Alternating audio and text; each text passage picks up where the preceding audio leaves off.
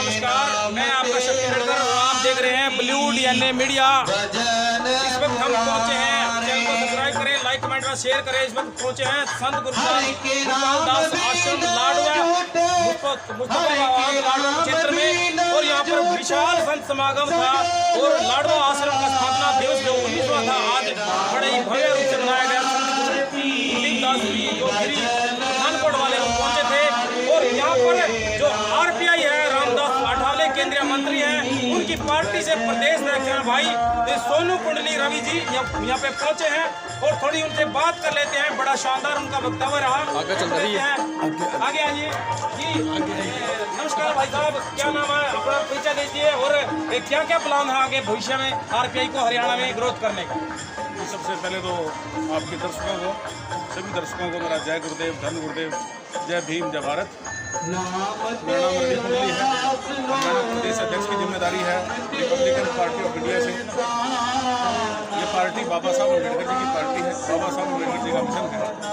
और आज संत शिरोमणि श्री गुरुदास जी महाराज जी के जो यहाँ पे आश्रम है, उनका आज जो है आश्रम का तो आज एक साल में एक बार एक त्यौहार आता है, उस पर आज पहुंचने का मौका मिला और हज़ारों की संख्या में श्रद्धालु यहाँ पर पहुँचे। और विदासिया कौम से जो मैं कहूँगा जो समाज सुधारक, उनसे बड़े समाज सुधारक आज तक कोई नहीं हुए, क्योंकि इन्होंने ये कहा था मन चंगा तो कटौती नहीं होगा। अगर आपका मन ठीक है तो हर जगह गुना है, हर जगह भगवान है। मन ठीक नहीं है तो आप कहीं भी जाओ, कहीं भी कुछ नहीं है। अच्छा रवि जी, आरपीआई जैसे जाना जाता है कि 1956 में आरपीआई का गठन हुआ, तो उससे पहले आरपीआई हरियाणा में कभी नजर नहीं आई। उससे पहले आरपीआई के लोग क्यों नहीं आए हरियाणा में? देखिए ऐसा है, कई बार क्या होता है कि हमारे को कुछ चीज़ें पता नहीं लगती, क्योंकि हरियाणा में आई, हरियाणा के अंदर जो रणदीप सिंह सुरजेवाला जो कांग्रेस के लीडर हैं, उनके फादर जो हैं, उनके पिताजी शमशेर सिंह सुरजेवाला जी, उन्होंने निर्वाणा से चुनाव लड़ा रिपब्लिकन पार्टी ऑफ इंडिया से। और करण दलाल जो कि 2009 की बात है, वो गुड़गांव साइड ये पलवल से उन्होंने चुनाव लड़ा, तो रिपब्लिकन पार्टी ऑफ इंडिया से लड़ा। ये लोग क्या है, पार्टी को छोड़ के जाते रहे, क्योंकि ये बाबा साहब अम्बेडकर का मिशन है। ये हर एक को समझ में आने वाला नहीं है, क्योंकि यहाँ पर करोड़ों दलित वंचित शोषित समाज को न्याय दिलाने का जो काम कर रही है वो रिपब्लिकन पार्टी ऑफ इंडिया है। मेरे पास पूरे हरियाणा से, पूरे भारत से, मेरे मंत्री के पास, मेरे माननीय मंत्री जो पार्टी के राष्ट्रीय अध्यक्ष हैं, मैं कहूँगा डॉक्टर भीमराव अम्बेडकर जी का जो दूसरा रूप है वो डॉक्टर रामदास अठावले हैं। उनके जो बेटे हैं, असली बेटे हैं, वो डॉक्टर रामदास अठावले हैं, जो उनके नक्शे कदम पर चलकर जो है ना समाज के लिए, न्याय के लिए, सामाजिक न्याय भवन जो है सामाजिक न्याय मंत्रालय भी उनके पास है, और सामाजिक न्याय मंत्रालय को बखूबी जो काम करने का जो जिम्मा लिया है माननीय मंत्री ने लिया है, जो सारे समाज को, सर्व समाज को, कोई किसी भी जाति से हो, गरीब समाज, दलित समाज, वंचित समाज, कोई भी आए, सबके लिए 24 घंटे माननीय मंत्री जी के दरवाजे खुले रहते हैं। रवि भाई जी, मंचों से अक्सर नारा लगता है कि बाबा साहब ने जैसे कहा था कि शिक्षित बनो, संगठित बनो, संघर्ष करो। हमारा समाज जो है शिक्षित भी हो रहा है और संघर्ष भी कर रहा है, तो कहीं ना कहीं जो कमी है नजर आती है संगठित होने की है। तो हमारा समाज जो विभिन्न सामाजिक संगठनों में, पार्टियों में बटा है, बाबा साहब के नाम से अनेकों पार्टियां। अकेले आरपीआई की बात किया जाए, महाराष्ट्र में 45 से ज़्यादा आरपीआई के टुकड़े हैं, उनको कैसे संगठित करेंगे आप? जी बिल्कुल, मैं वही कहूँगा। देखो बिल्कुल आपने एक नंबर की बात कही है, क्योंकि संघर्ष भी कर रहा है और शिक्षित भी बन रहा है मेरा समाज, और बहुत बहुत बड़े पदों पर भी बैठा है। लेकिन सिर्फ कमी कहाँ है, हमारे में एकता नहीं है। जब चुनाव का समय आता है, हम किसी भी पार्टी के पीछे भाग लेते हैं, जिसका कोई जनाधार नहीं होता, जो एक आम आदमी की बात को नहीं समझ सकती, हम उसके पीछे भाग लेते हैं। हवा फलाने की हवा है और धमकाने की हवा है। तो इन चीज़ों को छोड़ करके अपने जो बहुजन नेता हैं, चाहे वो किसी भी पार्टी से है, मैं कहूँगा उसके साथ लग करके उसको विजयी बनाने का काम करें, तो सरकारें तो बनेंगी और हमारे समाज के काम भी होंगे, लेकिन हमें एक होना। रवि जी, एक और बात मैं आपसे पूछना चाहूँगा, वर्तमान में हरियाणा में जो सरकार चल रही है, वहाँ पर जो हमारा SC ST OBC समाज है, उस पर बहुत ज़्यादा अत्याचार देखने को पिछले 2-3 महीनों में मिले। जैसे हिसार में कांड हुआ, कैथल में ममता का कांड हुआ, और भी एक मनीषा का बहुत चर्चित, पूरे भारत नहीं संसार में चर्चित कांड है, गणेश वाल्मीकि का कांड है, एक समाज से या रजत कलसन, उनको भी टॉर्चर किया गया। कैसे देखते हैं? बिल्कुल, मैं हरियाणा सरकार को भी चलाना चाहता हूँ, इन चीज़ों पर बिल्कुल बारीकी से ध्यान देना चाहिए, क्योंकि ऐसा नहीं है कि जो पार्टी के लोग कुछ आगे कह रहे हैं उसको ही सच मान करके एक गरीब समाज को, किसी को भी जो दोषी हैं वो खुलेआम घूम रहे हैं। अब आप देख रहे होंगे जो गणेश हत्याकांड हुआ उसके अंदर हमारे पूर्व में कैबिनेट मंत्री रहे भाई संदीप बादल और साथ में मैं भी कंधे से कंधा मिलाकर हमने गणेश हत्याकांड की आवाज़ उठाई और उसमें मुकदमे दर्ज भी हुए। लेकिन कहीं ना कहीं लोग साजबाज होकर के न्याय को वंचित समाज से दूर करने का काम कर रहे हैं। न्याय नहीं मिल पा रहा। मैं अभी उसी बात पे आया था पहले भी कि हमें अपने नेता चुनने होंगे जो समाज का काम करेंगे। आदमी एक बार झूठ बोल लगा दोबारा उसको नंबर मत दो। लेकिन हमारे यहाँ क्या है, हम लगे पड़े हैं भाई आज उसकी लहरा भाई उसके पीछे भाग लो। ऐसा मत करो। आप अपने नेता चुनो जो आपका काम करे। पार्टी के टिकट तो दलाल लेके आते हैं, जो पार्टी के दलाल होते हैं, जो जाके वहाँ पे दिल्ली में जाके पानी मारते हैं, यहाँ जाकर टिकट ले ले अपना जीत के बैठ के वहाँ पे एसी के कमरे में बैठ जाते हैं। लोगों की कोई नहीं सुनता। लोगों की कौन सुनता है? जो संघर्ष करता है, जो पब्लिक के बीच में रहता है, जो सारे समाज की बात को सुनकर उसके दुख का निवारण का जो है ना काम करने का जो कार्य कर रहे हैं। जो डॉक्टर रामदास अठावले केंद्र में मंत्री हैं और वो मंत्री उन्होंने कोई चुनाव नहीं लड़ा।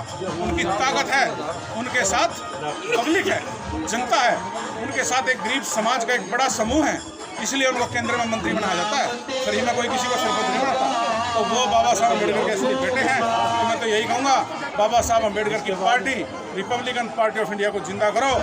और मैं ये कहूँगा बड़े बड़े बब्बर शेर अब पार्टी में आ चुके हैं और आपको घबराने की जरूरत नहीं है। वक्त उतार दिया जाएगा जो किसी भी गरीब वंचित शोषित समाज की तरफ आंख उठा कर देखेगा, लेकिन उसके लिए हमें हुक्मरान बनना पड़ेगा। अच्छा रवि भाई, जिस पार्टी में केंद्रीय मंत्री रामदास अठावले साहब मंत्री हैं, उसी सरकार के गृह मंत्री बाबा साहब का संसद में अपमान करते हैं कि क्या है अम्बेडकर के अम्बेडकर भगवान का नाम लेते तो स्वर्ग मिल जाता है, यानी कि इतनी नफरत देखने को मिली। उस पर आरपीआई की कोई प्रतिक्रिया नहीं आई। प्रतिक्रिया की बात यह है बाबा साहब अम्बेडकर का जो अपमान करेगा उसको जनता चुनाव के समय में अपने आप सबक सिखाने का काम करेगी, चाहे वो कोई हो। लेकिन बाबा साहब अम्बेडकर से ही भारत है और ये भारत का दूसरा नाम है तो वो डॉक्टर भीमराव अम्बेडकर। लेकिन कुछ लोग इसको हिंदुस्तान रिप्रेजेंट करते हैं, उनके लिए क्या संदेश?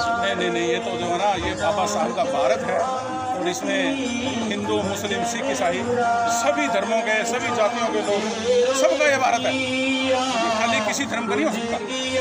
ये बाबा साहब अम्बेडकर का भारत है और डॉक्टर भीमराव अम्बेडकर जी तो मैं कहूँगा कि सदी के महानायक और मैं कहूँगा कि आने वाले समय में भी उससे बड़ा महामानव कोई पैदा नहीं हो सकता जिन्होंने ऐसी पुस्तक लिखी कि करोड़ों वंचित शोषित समाज को न्याय मिला, जिनको पानी तक नहीं पीना दिया जाता था। आज हमारा हक है, हम चुनाव भी लड़ते हैं और कुत्ते पजामे पैर के गाड़ियों में घूमते हैं। तो ये बाबा साहब अम्बेडकर की देन है, नहीं तो कोई औकात नहीं थी हमारी। अच्छा रवि भाई, बाबा साहब जो इस देश को प्रबुद्ध भारत बनाना चाहते हैं, बौद्ध धर्म के अनुसार में अंतिम दिनों में गए, लेकिन बाबा साहब का जो हमारा बौद्ध का जो आस्था का केंद्र है बोध गया में, पिछले 50 से 60 साल आज़ादी के 75 साल हो गए, उससे ज़्यादा हो गए, लेकिन वहाँ पे बोध गया में कुछ दूसरे लोगों का कब्जा है, यानी कि वहाँ पर बौद्धों का जो अधिकार होना चाहिए वो वहाँ की सरकार नहीं दे रही। 19 एक्ट जो 1949 का है, संविधान के बाद वैसे ही रद्द हो जाता है, लेकिन फिर भी वो लागू है। उस पर के आरपीआई ने क्या प्रतिक्रिया कभी की? पत्रकार महोदय, आपने देखा भी होगा कि उस लड़ाई के अंदर सबसे पहले बोध गया के अंदर डॉक्टर रामदास अठावले पहुंचे और उनको हमारा पूरा समर्थन है, क्योंकि महात्मा बुद्ध जिसकी वजह से हमें विदेशों में जाना जाता है, महात्मा बुद्ध ने हमें जो है ना ज्ञान असली ज्ञान अर्जित जो हुआ महात्मा बुद्ध के जो है वेद हैं, जो उनकी बातें लिखी हुई हैं, उनसे हमें ज्ञान प्राप्त हुआ। रही बात वहाँ पर कोई भी हम दिक्कत नहीं आने देंगे। पूरी तरह से हमारी पार्टी बौद्धिस्ट के साथ है और बाबा साहब अम्बेडकर के साथ। अच्छा रवि भाई, जाते जाते एक सवाल और करते हैं आपसे, जो हमारे देश के सुप्रीम कोर्ट इंडिया के जो सीजेआई हैं जस्टिस साहब BR गवई साहब, इस समय बहुत क्रिटिसिज्म का शिकार हो रहे हैं। जो दूसरे कुटिल मानसिकता के लोग हैं, उनके जूतों को लेकर या उनकी जाति को लेकर किसी प्रकार से वो इस्तीफा की बात कर रहे हैं या उनको महिषासुर आदि बुरी संज्ञाएं दे रहे हैं। क्या कहते हैं उनके लिए? घटिया मानसिकता के लोग हैं जो देश के बहुत बड़े पद पर, मैं कहूँगा सबसे बड़ा पद है, उनके बाद तो राष्ट्रपति हैं, माननीय राष्ट्रपति, क्योंकि सबसे बड़ा पद है मुख्य न्यायाधीश सुप्रीम कोर्ट, और उनके बारे में अगर ऐसी कोई बातें कर रहे हैं उनके खिलाफ मुकदमे दे करके उनको अंदर देना चाहिए। ये मैं सरकार को आग्रह करना चाहता हूँ, क्योंकि आप लोग उनके नाम हमारे सामने लाओ जो उनके ऊपर गलत उल्टे कमेंट कर रहे हैं, उनके खिलाफ मुकदमे दर्ज कराएंगे, क्योंकि डॉक्टर भीमराव अम्बेडकर जी के संविधान ने हमें हक दिया है अच्छे कपड़े पहनने का, हमें कोई भी जूते पहनने का, चाहे हम 2 लाख के जूते पहने, 1 लाख के जूते पहने, वो आज़ाद है। और ये बाबा साहब अम्बेडकर के संविधान से हमें मिला, ना कि किसी के ये पखंडों से मिला। रवि भाई, पीछे संविधान के ऊपर भी एक कंट्रोवर्सी रही। कुछ लोग कहते हैं कि बाबा साहब ने संविधान नहीं लिखा, वियन्ना चक्रवर्ती नगर फिर कहने रोकी जोर लिखा, उनके लिए क्या संदेश है? पत्रकार महोदय, मैं एक बात कहना चाहूँगा, ऐसे कुकर मुत्ते बहुत घूमते हैं जो खामखा की बात रात को सपने में सोचते हैं, सुबह के कहते हैं ये ऐसे हो गया, ये ऐसा हो गया। ऐसा कुछ नहीं है, आप हकीकत में आइए। बाबा Saheb Ambedkar symbol of knowledge हैं, ये बात उनको समझ में नहीं आएगी। क्यों टाइम खराब कराना है अपना? तो उनको जो बकवास करें करने दो। अगर कोई डायरेक्टली आके बोलेगा SC ST एक्ट में मुकदमा दर्ज होगा, और अब तो जमानत भी नहीं है। धन्यवाद। तो साथियों, ये थे RPI हरियाणा के प्रदेश अध्यक्ष भाई रवि कुंडली सोनू जी, और बहुत अच्छी इन्होंने हमारे सवालों का जवाब दिया। कैमरामैन प्रदीप के साथ चंकी बेड़कर देखते रहिए ब्लू इंडिया मीडिया। वीडियो को ज़्यादा से ज़्यादा शेयर कीजिए। धन्यवाद।